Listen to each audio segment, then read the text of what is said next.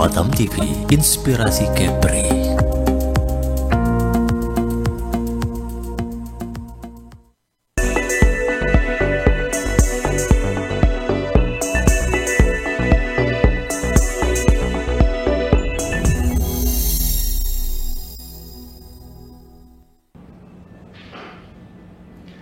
Melati kuntum tumbuh melata, sayang merebah di pohon cemara. Assalamualaikum pembuka kata, salam sembah pembuka bicara.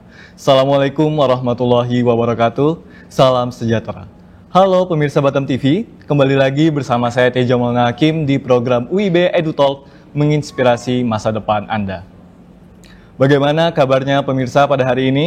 Di bulan suci Ramadan ini, semoga kita semua diberikan keselamatan, kemudahan, kesehatan, serta kelancaran untuk beribadah di bulan yang penuh berkah ini. Pemirsa, pada episode kali ini kita akan membahas tentang topik menjadi smart digital citizen, bijak dalam penggunaan ChatGPT, awareness on cybercrime and social media security. Pemirsa, tentunya saya hari ini tidak sendiri, saya sudah ditemani oleh kedua narasumber kita. Di sebelah kanan saya ada Kak Hairudin. Beliau merupakan Kepala Program Studi Teknologi Informasi. Kemudian di sebelah Kak Hairudin ada Pak Yefta. Beliau merupakan Sekretaris Program Studi Sistem Informasi. Bagaimana Bapak-Bapak? Kabarnya hari ini sehat ya? Alhamdulillah. Alhamdulillah. Sehat. Jadi topik kita ini menarik banget Pak siang hari ini. Menjadi smart digital citizen. Terutama ada pembahasan tentang kebijakan dalam penggunaan ChatGPT, cybercrime, dan social media security. Mungkin kita bahas ke ChatGPT dulu nih Pak. Mungkin udah banyak ya pemirsa-pemirsa juga yang di rumah yang menggunakan ChatGPT, artificial intelligence atau kecerdasan buatan yang tentunya mempermudah kegiatan kita sehari-hari. Mungkin pertanyaan pertama saya tanyakan ke Pak Hairudin dulu nih Pak. Sebenarnya dari ChatGPT ini apa saja Pak manfaat dan resiko yang dibawa oleh ChatGPT?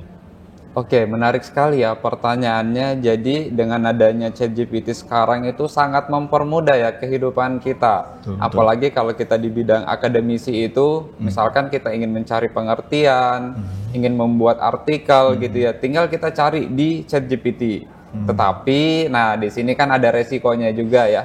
Jadi dengan menggunakan AI itu, pada dasarnya semakin banyak kita memberikan informasi ke AI itu, otomatis itu akan tersimpan semua sama mereka. Nah resikonya, apalagi kalau misalkan informasi umum yang kita berikan masih nggak masalah. Tetapi gimana kalau kita memberikan informasi perusahaan, kita minta mereka mengolahnya, nah itu kan bahaya ya. Itu sama saja membocorkan informasi perusahaan. Ataupun data-data pribadi kita itu kita masukkan ke dalam situ, nanti diolah sama AI-nya, nah itu berbahaya menurut saya seperti itu.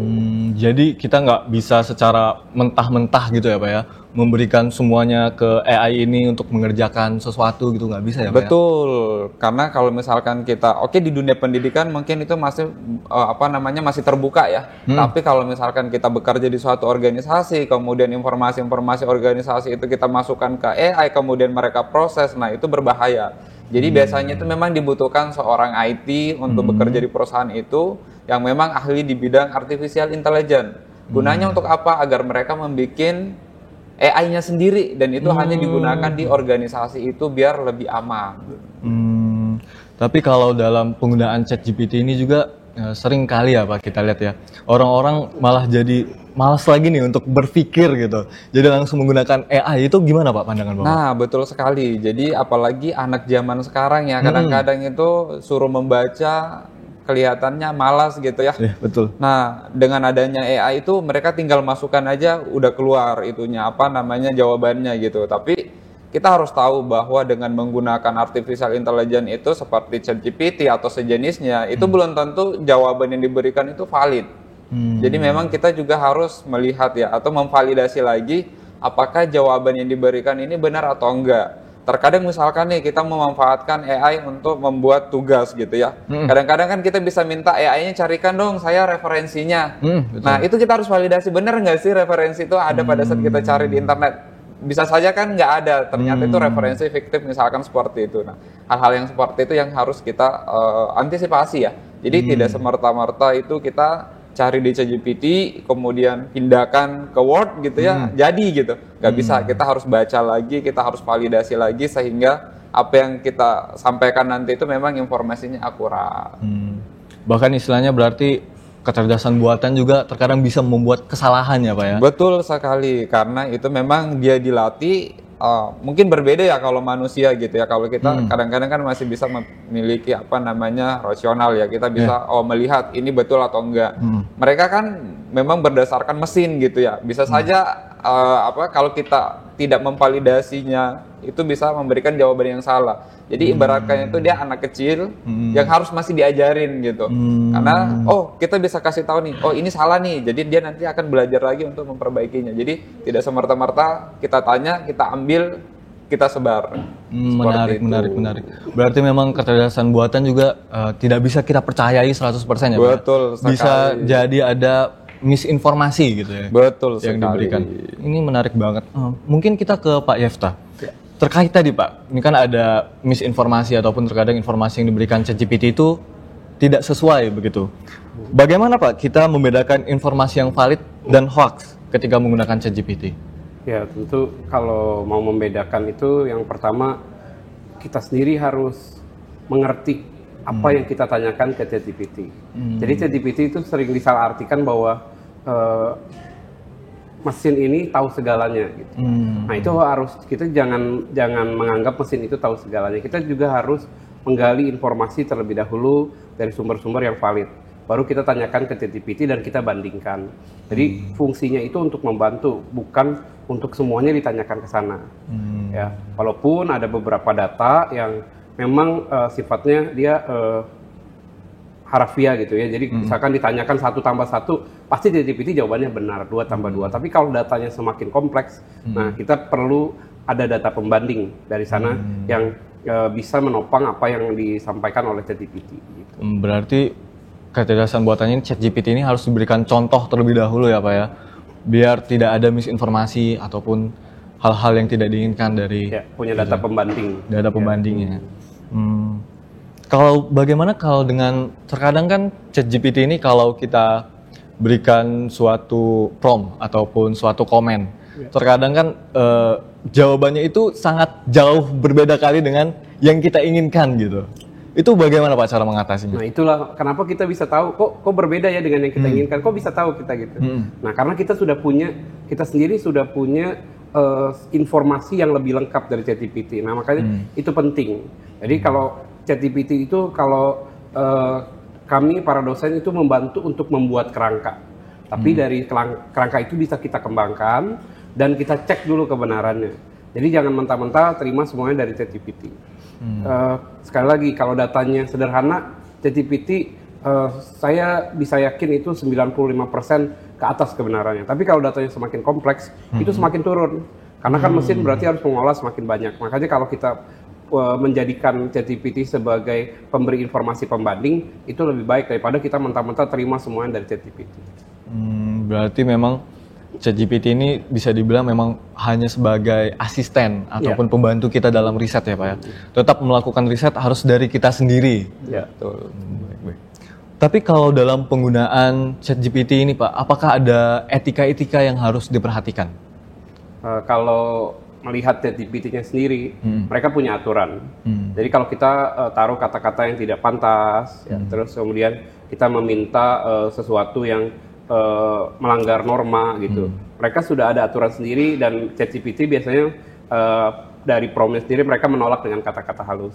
Saya bisa mengolah data seperti ini, tapi berdasarkan etika saya tidak boleh mengeluarkan data ini. Nah, jadi ChatGPT-nya sudah menjaga supaya kita tidak melakukan pelanggaran etika. Tapi dari kita sendiri, namanya mesin ya, kita kan tahu dia punya kelemahan. Mungkin dengan kata-kata tertentu dia bisa akhirnya jadi mengolah sesuatu yang melanggar etika. Dari kita sendiri kita harus jaga apa yang kita tanyakan, apa yang kita buat sebagai prompt di ChatGPT.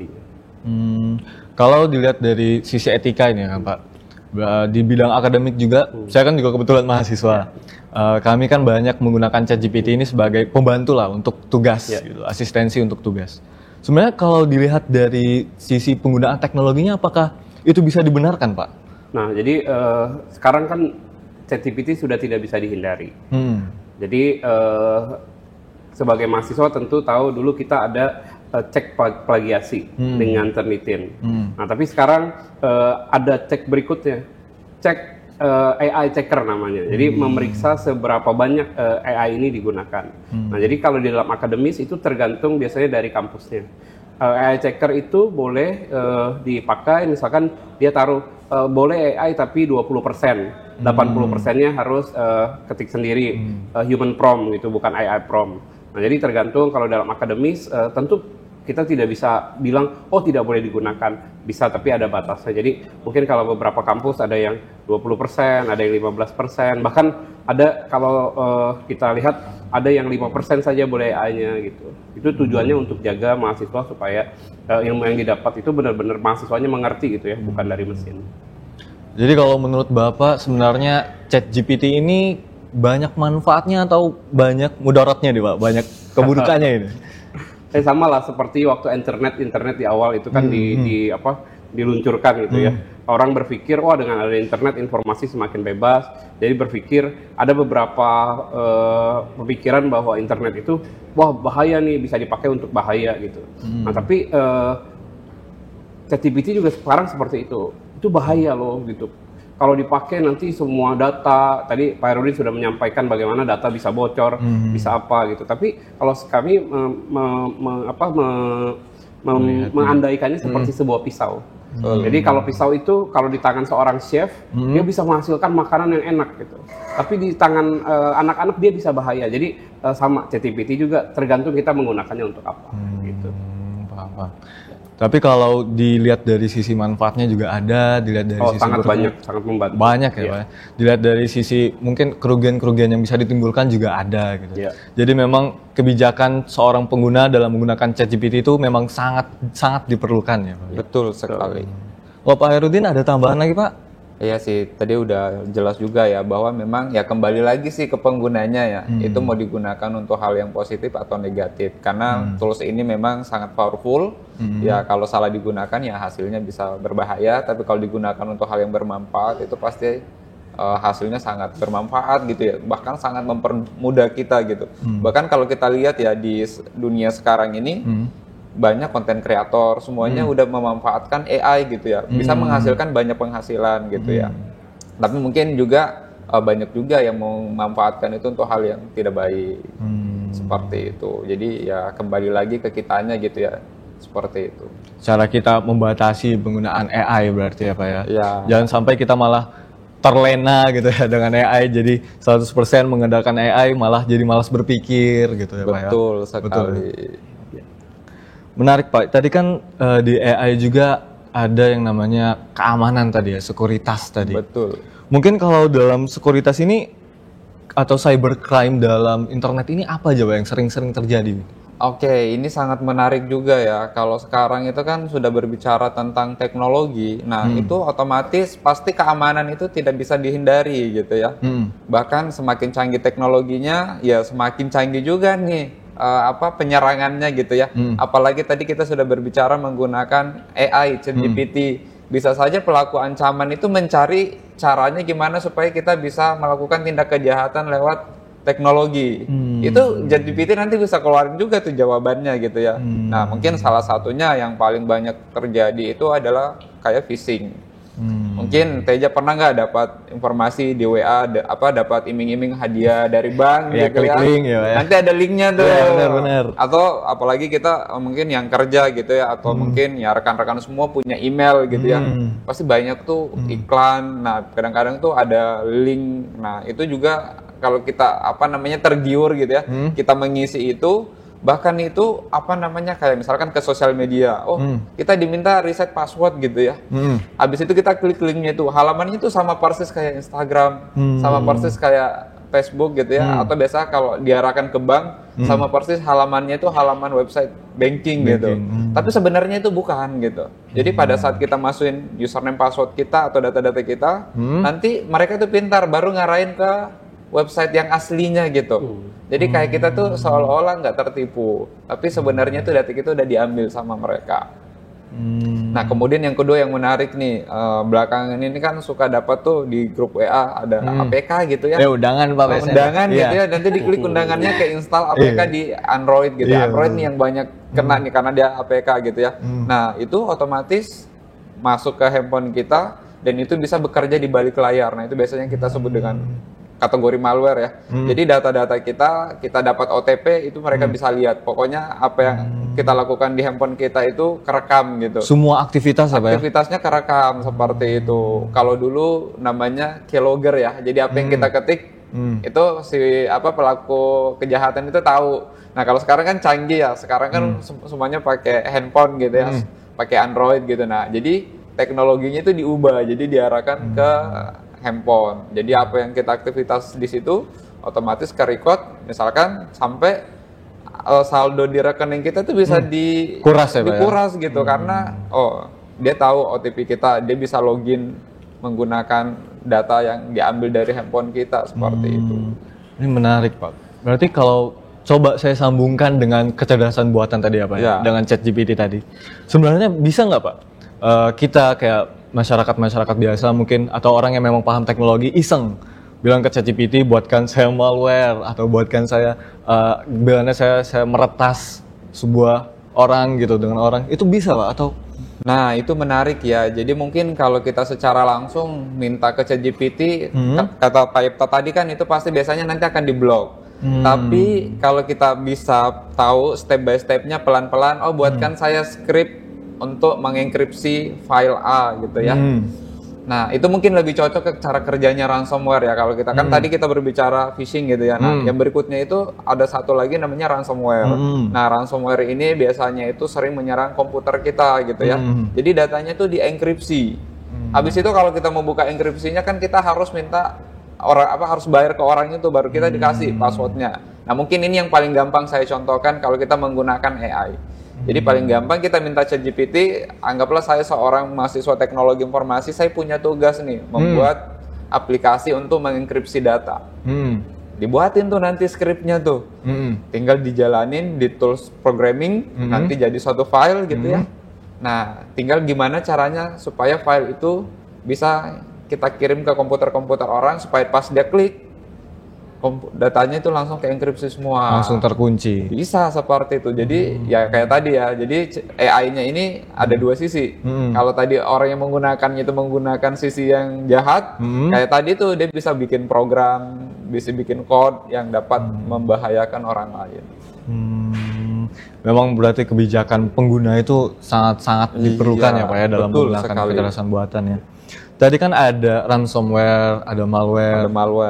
Ada apa lagi Pak? Nah kalau sekarang itu mungkin kita juga harus berhati-hati ya karena sekarang itu kan banyak pencurian data. Jadi kalau ini memang pelakunya adalah si hacker itu sendiri ya. Jadi dia menyerang sistem-sistem, bahkan sekarang ya sistem pemerintah banyak yang diretas juga gitu ya. Nah dari situ datanya diambil kemudian diperjualbelikan di dark side. Nah ini yang kita harus hati-hati juga gitu ya. Mungkin kayak saya ya nomor teleponnya itu udah kayak kacang goreng ya, udah dijual kemana-mana gitu ya. Tiba-tiba ada aja yang telepon gitu ya, tiba-tiba ada aja yang SMS gitu. Nah di sini kita harus bijak menanggapi hal-hal seperti itu.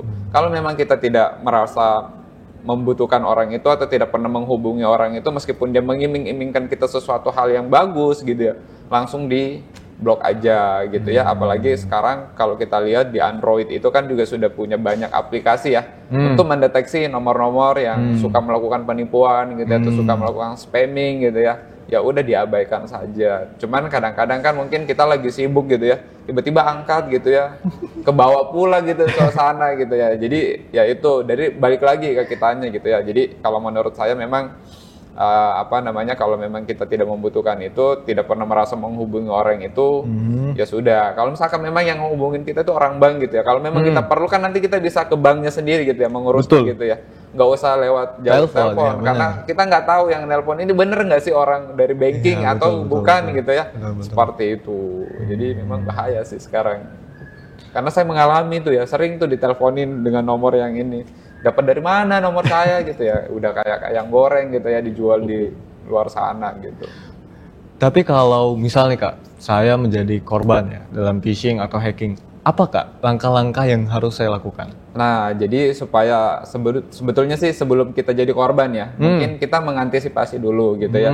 Jadi kita harus secara berkala mengganti username, password akun kita gitu ya. Nah, biasanya itu mungkin kita karena punya banyak akun, jadi semuanya menggunakan user dan password yang sama. Ya benar. Nah, jadi kalau satunya kertas, jadi yang Semuanya lainnya itu bisa kertas. ikut kertas gitu ya. Jadi itu berbahaya juga gitu ya. Nah, jadi setiap akun setidaknya kita harus menggunakan password yang berbeda. Dan itu pun juga untuk rekomendasi password ya, biasanya paling nggak minimal 8 dan itu harus kombinasi huruf besar, huruf kecil, simbol gitu ya. Nah, seperti itu. Kemudian yang berikutnya, sekarang itu kan rata-rata aplikasi sudah meningkatkan keamanan. Paling nggak wajib itu kita harus menggunakan multifactor authentication. Kalau cuman username password aja, udah pasti itu bisa jebol sekarang. Nggak bisa, meskipun passwordnya kuat ya. Iya. Itu pasti jebol, karena saya juga udah pernah ngalamin gitu ya. Jadi pengalaman untuk diri saya sendiri, ya setiap aplikasi yang saya gunakan memang harus menggunakan multifactor authentication. Bahkan multifactor authentication pun kayak tadi ya, bisa jebol juga ya kalau misalkan handphone kita, komputer kita itu ada malware di dalamnya. Jadi kan kita dapat SMS kerekam gitu ya. Nah, jadi itu nanti lebih luas lagi. Jadi ada banyak jenis-jenis multifactor authentication. Tapi paling nggak udah pakai itu. Seperti itu.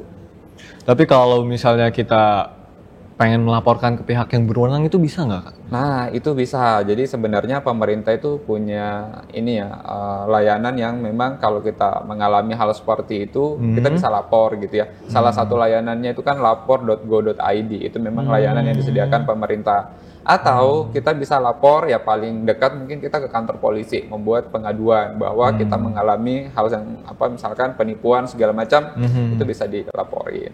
Atau nanti ke pihak-pihak yang terkait ya, misalkan kalau ternyata penipuannya itu berhubungan dengan finansial gitu ya, bisa saja kita lapor ke OJK gitu ya. Biasanya mereka punya tim seperti itu. Oke, berarti menarik banget ya pembahasan kita pada hari ini. Tadi terkait dengan kecerdasan buatan, AI, Artificial Intelligence, ChatGPT, bahkan sampai ke sekuritas ataupun cybercrime, keamanan data. Memang hal ini saling berkaitan satu sama lain. Betul sekali. Jadi memang dalam penggunaan teknologi ini sifat kehati-hatian itu sangat-sangat diperlukan ya Kak. Betul sekali. Baik pemirsa, mungkin kita akan jeda terlebih dahulu. Kita akan kembali setelah pariwara berikut ini.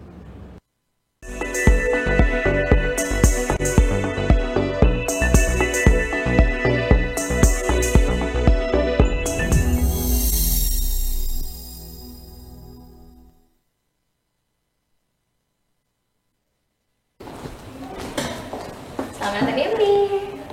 Silakan Kak. Halo Kak, mau konsultasi dengan dokter bisa? Boleh, mari saya antar ke ruang konsultasi.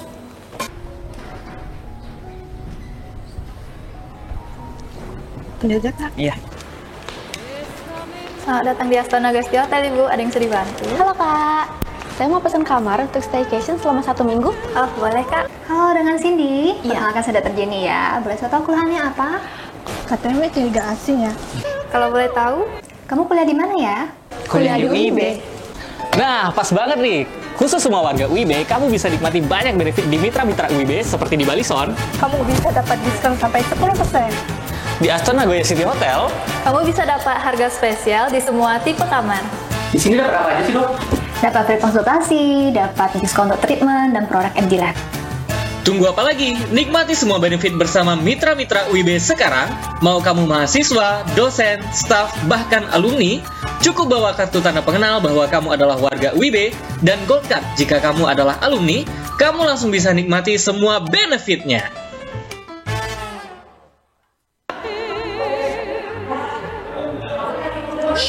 Syarat dan ketentuan berlaku. Cek selengkapnya di sini. Lanjut lagi, Gaspol, Pak. Wih, kan. Hai, gua Doni. Keseharian gua bangun, kerja, pulang, tidur. Bangun, kerja, pulang, tidur. Bangun, kerja, pulang, tidur. Kecuali hari Sabtu dan Minggu, gua full tidur seharian.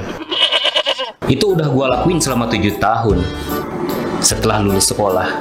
Ngeliat teman-teman gue udah pada nikah, karir bagus, sedangkan gue masih gini-gini aja. Bisa sih naik pangkat, tapi kata Pak Bos, Kamu tuh bisa naik pangkat.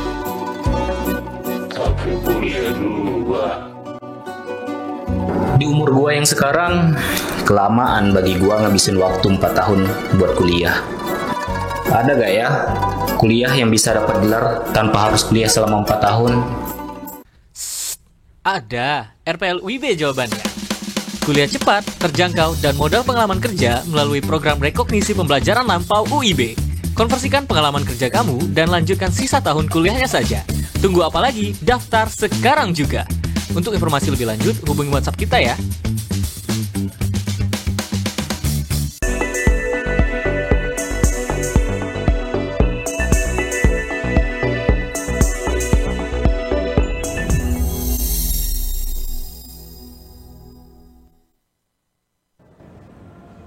Halo pemirsa Batam TV, tadi kita sudah membahas di segmen sebelumnya, kita sudah membahas tentang kecerdasan buatan dan juga sekuritas ataupun cybercrime. Mungkin kali ini kita akan membahas gimana kalau tentang social media security. Mungkin kita boleh ke Kak Herudin lagi, Kak. Tadi kan kita membahas tentang keamanan data tadi ya, Betul, terutama keamanan data dan penggunaan AI. Tadi kan memang kebijakan pengguna itu sangat-sangat diperlukan. Jadi seberapa besar Kak peran individu juga dalam membantu mencegah kejahatan cyber di lingkungannya? Ya, jadi kalau kita berbicara peran setiap individu ya, memang kita kembali dulu ke diri kita masing-masing gitu ya. Karena dengan kita mau ngajarin orang kalau kita sendiri yang belum kan nggak bisa gitu ya. Kita memulai dari diri kita. Ya, jadi sebenarnya untuk pembelajarannya itu kan sekarang ya sudah ada media sosial gitu ya. Banyak juga kok yang sering sharing gitu ya terkait bagaimana menjaga keamanan. Kita tinggal cari aja baik itu di Instagram, di YouTube gitu ya. Pasti ada tutorial-tutorial ataupun informasi-informasi untuk menjaga keamanan seperti itu. Jadi habis itu kita juga melakukan edukasi yang kedua itu ke keluarga kita. Jadi kita mengajarkan kepada mereka terkait ancaman-ancaman yang ada di dunia digital. Seperti tadi kayak ada APK jangan dibuka gitu ya. Kalau menemukan link yang mencurigakan, nah itu sebaiknya langsung diabaikan saja seperti itu. Meskipun kadang-kadang isi pesannya itu kayak mengancam kita ya, kalau kita tidak melakukan itu kok kayaknya kita tertindas gitu. Ya emang itu secara psikologi ya pelaku kejahatan itu menggunakan hal seperti itu supaya kita itu mengeksekusi gitu ya. Seperti itu. Kalau misalkan memang kita kayak kami ini kan kita bekerja di dunia pendidikan gitu ya. Memang biasanya kalau ke mahasiswa itu juga kita ajarkan gitu, kita sosialisasikan seperti itu. Memang harus kembali ke diri sendiri dulu ya Kak. Betul ya, baru ke sekali. luar. Karena kan banyak terkadang orang tua kita juga yang memang agak sedikit sebutannya gagap teknologi ya. Kurang tahu nih tentang keamanan dan lain sebagainya gitu. Tapi kalau dalam bermedia sosial nih, ini mungkin kita semua pasti menggunakan media sosial baik Instagram, TikTok, Twitter dan lain sebagainya. Mungkin pemirsa di rumah juga menggunakan media sosial gitu. Kalau apa kesalahan umum yang dilakukan pengguna media sosial yang sering banget dijumpai? Mungkin Pak Yefta bisa jawab? Ya, kalau terkait tadi bicara keamanan data ya, biasanya banyak orang tuh yang mengabaikan password kesalahan umum. Jadi terutama beberapa orang mungkin secara usia sudah cukup senior gitu. Jadi yang gampang aja lah gitu. Nah, justru semakin gampang password kita, maka semakin mudah juga untuk biasanya diretas gitu. Jadi sebaiknya jangan sampai password kita tuh terlalu sederhana. Tadi Pak Herudi sudah menyampaikan, ikuti saja aturan dari penggunaan password itu 8 karakter, gunakan simbol, gunakan huruf besar kecil. Karena tidak semua media sosial mewajibkan itu. Jadi kalau kita terlalu mudah, ya itu balik lagi jadi mudah diretas. Yang kedua itu kadang-kadang kita tidak melakukan yang tadi Pak Herudin sudah sampaikan, multi-factor authentication. Kalau terkait keamanan data itu minimal 2 lah. Jadi kalau kita menggunakan email, untuk login gitu. Waktu kita login, selain ke email itu kita dikirim bahwa ada yang login, dikirim juga melalui WhatsApp atau melalui SMS. Jadi kita tahu, oh ada yang login selain kita gitu. Itu akan jauh lebih aman. Jadi biasanya kesalahannya itu. Jadi waktu kita mau nggak dihubungkan dengan nomor telepon, kita skip biasanya. Iya, betul. Ya, kita skip, dan padahal itu untuk keamanan kita juga sih gitu. Tapi kalau dalam bermedia sosial, Pak, ini kan istilahnya cangkupannya sangat luas ya, hubungannya sangat luas, bisa dengan berbagai orang di dunia ini. Kalau terkait dengan informasi-informasi pribadi itu gimana Pak cara menjaganya? Biar kita nggak sampai terlalu jor-joran nih ngasih informasi pribadi ke orang nih. Ya, kalau sekarang kan kalau dulu kita yang dijaga tuh mulut gitu ya, tindakan kita dengan orang secara fisik ketemu kayak gini. Tapi kalau sekarang yang harus dijaga tuh jari, karena semuanya dipencet gitu ya, ditekan gitu. Iya, betul. Jadi yang pertama itu dulu. Jadi batasi yang pertama tentu informasi pribadi. Jangan kalau misalkan kita kan di platform media sosial tuh ada yang meminta semua ya, nomor telepon berapa, kamu hobinya apa, kita ceritakan semua di situ buat supaya seolah-olah semua orang bisa tahu kita siapa gitu. Tapi kalau zaman sekarang lebih baik kita kurangi lah ya, kalau media sosial cukup nama saja gitu, kecuali ke orang-orang yang benar-benar dekat. Nah kemudian batasi juga apa yang mau kita tulisnya, jangan semua informasi hari ini saya lagi di pantai, nanti jam 2 saya akan makan ke sini, nggak usah sedetail itu. Untuk apa juga gitu. Karena itu beresiko kejahatan. Mungkin dengan kita bilang, oh saya lagi di pantai pagi ini, siang saya makan di sini, nanti pelaku kejahatan bisa tahu, oh rumahnya berarti kosong ya gitu. Iya benar juga ya. Bisa ketahuan semua.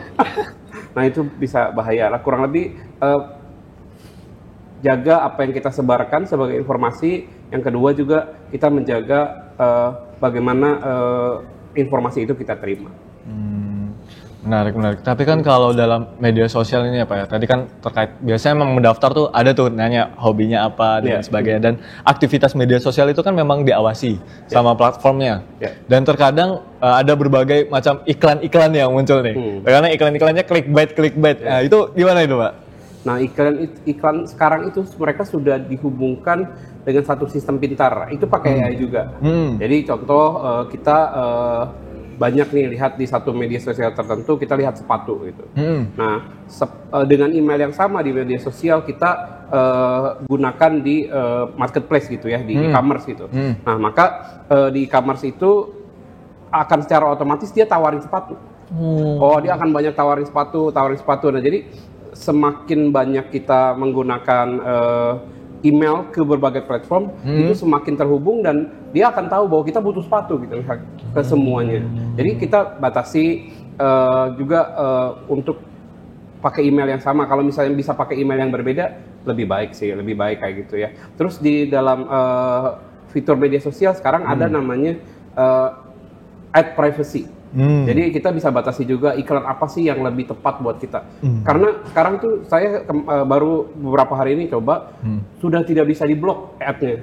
Harus terima. Karena kewajiban dari penggunaan media sosial, kita kan pakainya gratis. Jadi mereka sebagai kompensasinya menjual iklan. Nah waktu menjual iklan itu kita harus terima, tapi ada pilihan lain. Ternyata kita bisa pilih iklan yang sesuai dengan preferensi kita. Jadi kalau misalnya kita senangnya laki-laki misalkan elektronik, kan nggak mungkin kita jadi skincare gitu ya temanya. Nah, jadi lain itu. Ya, jadi itulah kurang lebih bersikap terhadap iklan ya, misalnya gitu. Menarik. Tapi kalau dalam tadi ya Pak, dalam keamanan kan ada yang namanya autentikasi 2 faktor tadi ya. Itu sebenarnya cara kerjanya gimana Pak? Oke, jadi kalau bicara 2 factor authentication itu yang paling sederhana kan 2 factor ya, maksudnya berarti ada tingkat pertamanya dulu. Ya tingkat pertamanya yang paling gampang ya password. Nah password, kalau gitu apa tingkat keduanya? Nah tingkat keduanya itu adalah kontak kita berikutnya kalau ternyata ada yang login dengan password ini. Itu lapis kedua. Kita bisa juga multifaktornya bisa sampai 3 lapis. 3 lapisnya adalah apa? OTP misalkan. OTP di SMS. Itu kan yang pertama itu biasanya cuma kita isi password, kemudian diinformasikan ada yang login ya. Tapi ada juga yang isi password diinformasikan dan minta OTP. Nah itu berarti sudah lebih dari berapa lapis authentication. Jadi itu akan jauh lebih aman. Jadi cara kerjanya kurang lebih seperti itu. Pokoknya kita masukin password, diinformasikan ada yang login, kemudian juga kita harus kirim OTP untuk bisa login ke aplikasi itu. Benar. Tapi kalau dalam sosial media berarti akun masih bisa diretas ya Pak ya? Ya.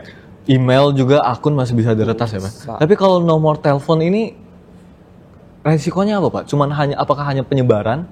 Atau apakah bisa diretas seolah-olah orang menggunakan nomor telepon kita seperti itu? Oke, jadi mungkin diluruskan sedikit ya. Email, sosial media itu bisa diretas, biasanya bukan dari platformnya. Walaupun beberapa platform email itu pernah down gitu ya, tapi sampai diretas masif, datanya ditarik, kayaknya jarang terjadi. Nah biasanya email sama sosial media itu diretas karena kita yang tanpa sadar pakai password yang terlalu mudah, terus kita mungkin pakai penggunaan gadget di tempat lain gitu, pakai jaringan wifi orang dan ternyata dia bisa baca password di warnet Pak biasanya. Ya di warnet kayak gitu, nah bisa kayak gitu. Jadi itu yang jadi masalah di kita. Nah tapi kalau kita mau bicara di dalam nomor telepon, ya nomor telepon itu biasanya kalau sekarang itu bisa dihubungkan, contoh ada satu platform e-commerce itu cukup pakai nomor telepon. Nah dengan kata lain nomor telepon itu terhubung dengan password tertentu biasanya. Nah kalau ketahuan seperti itu ya itu dia sudah baca, oh pokoknya setiap ada nomor telepon ini muncul pasti passwordnya ini. Nah jadi selayaknya identitas di email kita, nomor telepon itu bisa dipakai untuk pencurian seperti itu juga. Berarti memang tadi penggunaan password yang unik dan berbeda-beda di masing-masing platform itu memang sangat dibutuhkan ya Pak ya. Saya menarik Pak, terkadang kan saya juga sering banget lah untuk menggunakan platform, misalnya platform pembelajaran itu kan biasa buat akun dan biasanya Google tuh ada menyarankan kata sandi. Dan itu kata sandinya pasti panjang banget. Itu gimana Pak, pandangan Bapak itu bisa digunakan atau tidak? Nah, jadi kalau Mas Teja hanya bilang itu Google menyarankan kata sandi kayaknya kurang lengkap. Nah, jadi Google itu selain menyarankan kata sandi, Google kan kalau Google itu kata sandinya kan sulit ya kita. Ya, banyak Pak. Ya, Google juga menyediakan fitur password wallet gitu ya. Jadi dompet untuk password. Nah, dompet untuk passwordnya ini ya kita bisa taruh yang paling sederhana adalah save password dari pilihan Google itu. Jadi karena kan kalau save password biasanya disimpannya di lokal di komputer kita, jadi tidak dipublish ke internet. Nah, yang dipublish itu yang password rumit itu. Nah, itu susah tuh diretasnya kan rumit itu. Nah, jadi disarankan kayak gitu. Jadi kita bisa pakai fitur dompet passwordnya Google. Tapi kalau misalnya kita pengen yang gampang ya boleh juga sih. Cuman yang gampang itu ya tentu balik lagi 8 karakter, gunakan simbol, gunakan huruf besar kecil, tetap seperti itu. Jadi kalau mau pakai yang Google juga nggak apa-apa. Cuman kita simpan. Jangan sampai lokal kita nanti sekali waktu ini ya kita install ulang ya komputernya hilang semua kita lupa. Ya, rumit juga kalau kayak gitu. Rumit juga.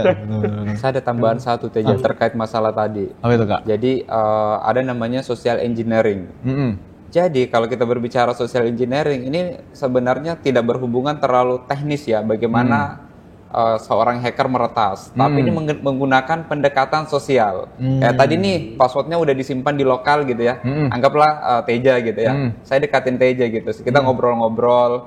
Habis itu kita akrab. Kemudian nanti saya tanyain, kamu punya username password apa gitu. Oh ini pakai aja. Nah itu juga kita kadang-kadang suka lupa gitu ya meskipun itu teman baik kita gitu ya. Kadang-kadang minta dong username passwordnya. Harusnya kita nggak boleh kasih karena kita nggak tahu. Kalau mana teman mana lawan, kalau data kita udah keluar ke orang lain, otomatis ya kita udah nggak safe lagi, intinya itu. Istilahnya udah ada resiko kebobol gitu ya. Betul sekali. Jadi itu yang ini ya salah satunya adalah social engineering. Itu menarik juga karena kan kita kalau dalam pembayaran sekarang kan pembayaran elektronik ya. Terkadang menggunakan QRIS. Nah itu orang pakai QRIS terkadang nggak ditutup ini pinnya, gini-gini doang nih. Orang di belakangnya kan bisa ngelihat dan lain sebagainya. Dan itu terkadang juga ada beberapa orang yang dalam e-walletnya atau akun banking yang menggunakan PIN yang sama. Itu gimana Kak pandangannya kalau seperti itu? Nah, iya sih betul ya. Jadi itu balik lagi ke pengguna ya. Kalau misalkan di tempat umum seperti PIN segala macam itu kita tetap harus jaga gitu ya. Karena kan kita juga nggak tahu ya yang di belakang kita itu mungkin orang yang mengincar kita kan bisa berbahaya juga gitu ya. Karena nanti pada saat mohon maaf ya, maksudnya jangan sampai terjadi juga gitu ya. Ternyata handphone kita diambil sama orang tersebut gitu ya. Kan dia udah tahu tadi PIN-nya seperti itu. Jadi memang itu balik lagi kayak penggunaan smartphone, kita juga harus menggunakan autentikasi ya. Jadi harus pakai biometrik atau pakai PIN gitu ya. Kemudian nanti aplikasinya juga harus diprotek. Jadi meskipun kita udah login ke handphonenya, untuk buka aplikasi misalkan banking segala macam, kalau bisa itu juga ada passwordnya juga. Tetap gitu. dikunci ya kayak. Dikunci dan jangan sama antara password yang di depan dengan password yang di aplikasi. Kita harus buat berbeda sehingga kalau misalkan orang itu tahu PIN handphone kita, tapi kan belum tentu dia tahu PIN aplikasi kita. Jadi memang hal-hal yang internet ini seperti gelas kaca ya, kayak rapuh banget ya kalau bilang keamanannya. Memang harus sangat-sangat berlapis-lapis ya. Paham. Tapi kalau tentang two verification factor tadi Pak, itu kalau dari tingkat kepentingannya 1 sampai 10 itu berapa penting Pak? Oh, sangat penting ya kalau untuk jaga data ya. Karena kalau kita cuma pakai satu lapis pengamanan aja, ya anggap saja seperti kita sedang punya benteng gitu. Begitu benteng satu hancur ya sudah. Semua yang tidak berkenan untuk masuk mengambil data kita itu akan masuk gitu. Tapi kalau kita pakai multifactor itu semakin banyak semakin bagus gitu. Jadi kalau bicara 1 sampai 10 ya 10. Jadi kalau dibobol satu masih ada keamanan lain, bobol lagi masih ada keamanan lain. Itu akan lebih terjaga. Itu biasanya bisa sampai berapa lapis Pak kalau dalam? Kalau yang paling banyak digunakan tentu yang tadi saya sudah sampaikan, dia ada OTP. Dia ada SMS memberitahukan, dia ada password. Jadi yang paling banyak tuh kita sebutnya 2FA gitu ya, two factor authentication. Itu yang paling banyak. Tapi kalau bicara mau berapa lapis, kita bisa hubungkan, misalkan sekarang di Google itu dia sudah ada beberapa lapis. Yang pertama kita harus tap juga di handphone gadget berikutnya ya. Oh iya, gitu. benar. Ya, kemudian ada juga dia harus hubungkan nomor telepon. Dia juga akan informasikan lagi ke email utama gitu. Jadi email utama kita ditanyakan kalau misalnya email ini diretas, dia mau kemana ya? Oh, dia kasih tahu lagi email. Jadi cukup banyak sih lapisan. Mungkin kalau misalnya kita mau bicara lengkap dari Google itu bisa sampai 5 lapis sih. Ya.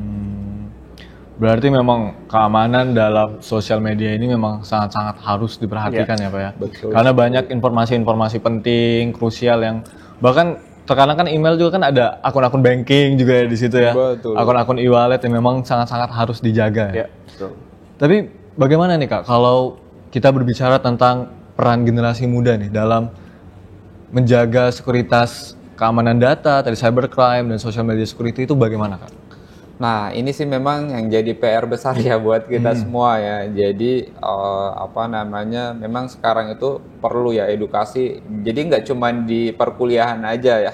Jadi mungkin itu sudah termasuk ya bisa dibilang nanti ada pelajaran tersendiri ya.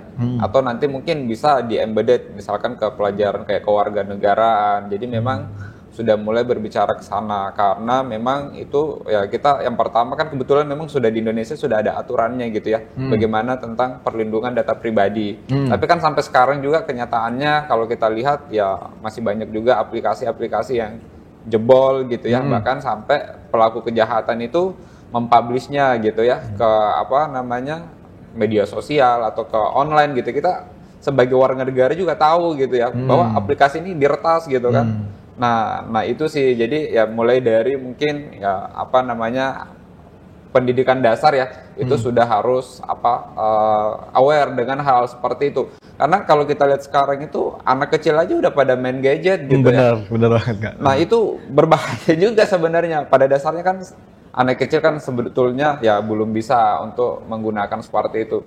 Cuman kadang-kadang kan ada faktor-faktor lain yang mempengaruhi gitu ya, misalkan orang tua sibuk segala macam, atau anaknya lagi rewel dikasih itu kan langsung diam gitu ya. Tapi kan pada dasarnya itu juga bukan solusi gitu ya. Bahkan misalkan nih anak-anak pakai handphone orang tuanya gitu ya, terus di situ kan terhubung ke akun segala macam, apalagi ke Google Play lah paling gampang gitu ya.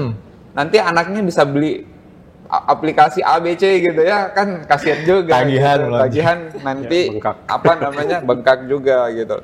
Jadi ya memang sudah harus ada program sih sebenarnya itu baik dari pemerintah juga ya, terkait bagaimana melakukan edukasi kepada generasi-generasi muda gitu. Karena memang yang paling banyak menggunakan teknologi itu adalah dari generasi muda, generasi Gen Z sekarang ya. Nah, itu yang perlu diedukasi gitu ya. Jadi memang nanti ya bakal ada juga program-program yang bagaimana melakukan sosialisasi terkait masalah keamanan. Karena itu udah jadi kebutuhan utama juga seperti itu. Udah menjadi hal sehari-hari yang sering banget lah untuk dijumpai. Jadi memang Indonesia juga udah harus melek banget tentang keamanan data ini, masuk ke dalam pendidikan baik dari dasar, menengah ya Kak ya. Iya betul, sampai tingkat perkuliahan ya. Tingkat perkuliahan. Kan Kakak ini kebetulan teknologi informasi nih Kak. Ya, itu betul. Yang dipelajari ada juga Kak tentang keamanan data? Nah, ngomong-ngomong kalau kita udah berbicara tentang program studi atau program sarjana teknologi informasi, memang kalau di TI, di Universitas Internasional Batam itu kita memang fokusnya salah satunya di infrastruktur ya. Karena berhubungan nih dengan jaringan. Karena kan tanpa adanya jaringan secanggih apapun aplikasinya gitu nggak bisa diakses ya. Benar. Nah, kemudian kedua itu memang kita tetap masih membahas tentang bagaimana membuat aplikasi. Jadi sebenarnya itu berderet gitu ya. Jadi kemudian nanti aplikasi udah jadi ada jaringan kan, tapi aplikasi ini mau ditaruh di mana? Pasti butuh yang namanya server gitu ya. Teknologinya seperti apa? Berarti sudah ada servernya, ada aplikasinya. Kemudian ada jaringannya, berarti bisa diakses secara luas gitu ya. Nah, yang berikutnya itu kita berbicara tentang keamanan. Percuma ada jaringan, ada server, ada aplikasi yang canggih, tapi kalau tidak ada sisi keamanannya, ya sama aja bohong gitu kan. Ya, nanti data-data kita habis kayak tadi gitu ya. Nah, seperti itu. Kemudian setelah itu baru nanti kita memanfaatkan artificial intelligence. Jadi untuk mempermudah semua solusi kebutuhan kita.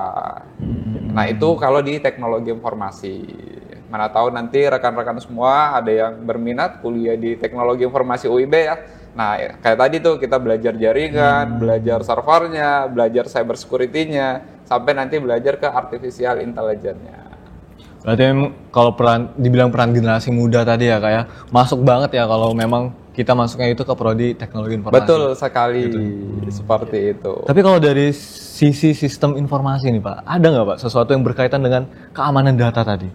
Wah, sangat ada sekali ya. Jadi kalau bicara sekarang kalau misalkan kita mendownload antivirus, salah satu yang jadi fitur itu adalah artificial intelligence, AI. Jadi sekarang itu AI bisa digunakan untuk kita menyerang satu objek tertentu gitu ya dalam keamanan digital. Tapi di satu sisi AI juga bisa jadi penjaganya. Makanya antivirus sekarang tuh sudah pakai AI juga. Mereka punya malware detector, mereka punya ransomware detector gitu. Nah, di prodi sistem informasi diajarkan bagaimana menggunakan AI untuk mendeteksi kejahatan-kejahatan seperti itu. Jadi kalau mungkin Mas Jaja tahu namanya Jensen Huang. Jensen Huang itu CEO Nvidia katanya kan, dia bilang kalau dalam 5 tahun ke depan itu ilmu programming itu sudah akan usang karena semuanya digantikan AI. Nah, prodi sistem informasi menangkap hal itu salah satunya. Jadi kita tidak hanya ajarkan programming, tapi ada satu bidang keahlian di mana kita tuh memanfaatkan AI untuk justru membuat program yang dapat membuat program gitu. Nah, jadi kita mengajarkan mesin supaya makin pintar. Dan mesin itu akhirnya membantu kita salah satunya untuk membantu dalam keamanan data. Jadi saya ajak ya kalau misalkan ada teman-teman generasi muda ini yang memang ingin memanfaatkan AI dalam membantu hal apapun, dalam finance, dalam segala hal lah gitu ya. Yuk belajar sama-sama kita di UIB ya, di Prodi Sistem Informasi. Karena kalau teknologi ini ya Kak memang berbicaranya itu sangat luas ya, sangat pesat. Apalagi kita nggak bisa pungkiri ya, semua orang sudah menggunakan teknologi pada hari ini. Semua orang menggunakan HP, media sosial, dan lain-lain sebagainya. Jadi memang dalam hal-hal perlindungan data dan sebagainya itu sangat-sangat diperlukan gitu ya. Betul sekali. Apalagi untuk orang-orang yang memang ahli dalam bidangnya, belajar dalam bidangnya, itu memang sangat-sangat diperlukan untuk zaman sekarang. Mungkin sebelum kita masuk ke closing nih Kak, sebelum kita masuk ke penutupan, mungkin boleh dikasih kesimpulan untuk segmen kita pada hari ini. Mungkin dari Pak Yefta dulu, boleh Pak? Oke, ya. Kalau kita berbicara seluruh bidang yang di dalam industri digital, kita di zaman sekarang ini tidak bisa lepas dari yang namanya kecerdasan buatan. Oleh karena itu kita pakai ChatGPT. Mungkin kalau di antara teman-teman generasi masih muda juga kita bisa memanfaatkan prompt itu untuk menghasilkan gambar. Ya, nah kita juga bisa pakai itu salah satunya untuk keamanan data. Nah tentu ini semua harus kita tangkap sebagai kesempatan, peluang untuk memanfaatkan AI tersebut ya untuk keamanan data. Karena tadi kita sudah bahas di mana kadang-kadang kita sebagai manusia juga lupa gitu ya, walaupun kita sudah pakai beberapa lapis keamanan data, kadang kita lupa. Nah, bagaimana kita bisa memanfaatkan mesin untuk membantu kita juga. Jadi kolaborasi antara mesin untuk menjaga data kita dan mesin juga menjaga data yang ada di dalam dirinya itu sangat penting untuk dibangun pada masa sekarang. Kurang lebih gitu. Kalau dari Kak Adit? Oke, karena tadi Pak Yefta sudah membahas tentang pemanfaatan artificial intelligence ya. Nah, mungkin saya lebih ke security awareness-nya. Jadi kembali ke diri kita, bagaimana kita menjaga data rahasia kita, data pribadi kita itu jangan mudah kita sebarluaskan ya. Ataupun aktivitas-aktivitas sehari-hari kita itu ya sebisa mungkin kita minimalisir untuk dipublish ke internet. Karena sekarang itu kan jadi tren ya. Orang itu sedikit-sedikit upload ke sosial media supaya kelihatan eksis. Tapi jangan salah, kalau dari sisi kami itu adalah ancaman terbesar ya untuk diri kita sendiri gitu ya, karena ya kita nggak tahu di luar sana seperti itu ya, apalagi mungkin kalau orang-orang yang memiliki jabatan atau memiliki peran penting gitu ya, nah itu sangat berbahaya. Itu paling sebisa mungkin semakin aktivitasnya yang dipublish itu semakin sedikit. Itu terkadang memang nggak sadar ya kayak ternyata bisa ada resiko kita diretas itu memang dari diri kita sendiri. Ya, betul sekali. Baik. Biasanya berawal dari kita gitu.